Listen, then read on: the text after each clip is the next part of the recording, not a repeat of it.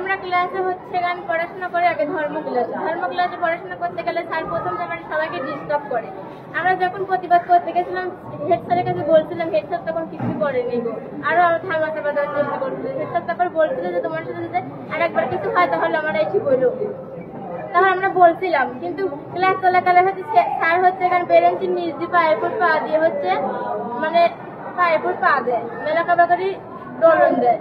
এরকম করে আমরা হচ্ছে এখানে বান্ধবীর সাথে শেয়ার করে বলছিলাম যে এবার যদি তোরে পায়ের উপর পা দেয় তাহলে আমরা একটু চিমটি মারবো, তারপরে আমরা পায়ের দিক তাকাইলে পরেই দেখতে পাবো। তারপরে হচ্ছে গান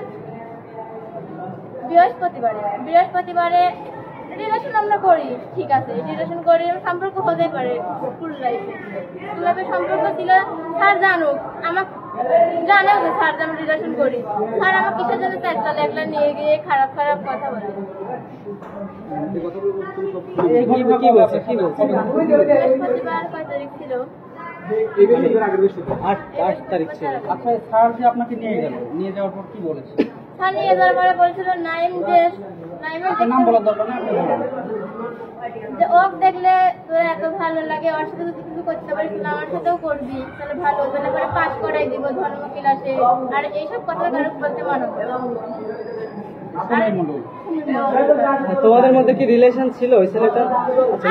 আগে ছিল, এখন আর মানে করবো। ছেলেটা কি মুসলিম? আপনার সাংবাদিকরা যা করে তাই আমার বিচারটা হবে।